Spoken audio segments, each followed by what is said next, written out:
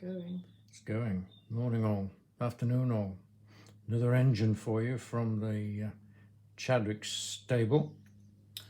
The eagle-eyed amongst you will notice that it's a K&B, an American glow engine. Except it's not. It's a diesel. This is a dieselized K&B 40, so 6 point something cc, dieselized by a guy called Peter Tarn, who specializes in putting diesel heads onto glow engines, and they're usually, I think, if not always, characterized by a blue head. So you might see occasionally on eBay blue head K&B by Peter Tarn, as indeed this one was advertised. I hadn't taken much notice of them before because I think there was another one or two on eBay, but they're certainly worth noticing because they are very, very well made, well converted.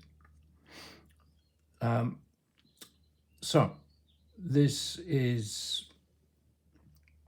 fitted with a new head, obviously a diesel head with a contrapiston, a new cylinder, a new liner, very smooth, very high compression. Ball races that are very, very smooth. Rear valve, Schnurler porting, I think I said. Maybe I didn't, be quiet dog. This is a very strong engine. It was made in America by K&B for a sport, somewhat of a minority sport called pylon racing. This is where you chase radio-controlled planes around some pylons, and the objective is to make as much noise as possible, hence no muffler. Second prize went to the fastest, but first prize went to the noisiest, and this certainly was good at that. This is a bleed nipple, if we're allowed to say that on eBay, to pressurize the fuel tank, because having no muffler, you couldn't pressurize the fuel tank that way. This collet here is held on by a grub screw in there, which is an interesting development. Anyway, K&B is a quality motor,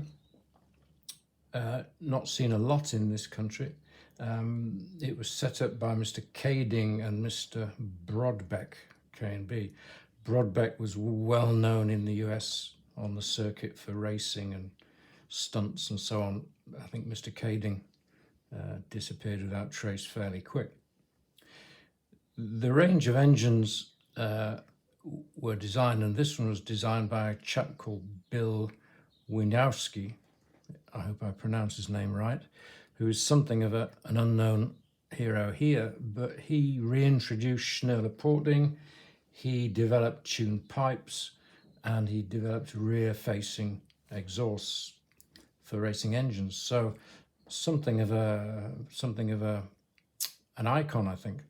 His partner in crime at K&B was called Jim Nightingale, and he developed, or further developed, rings on pistons, Dykes rings. There isn't one on this, but a lot of the K&B engines had one.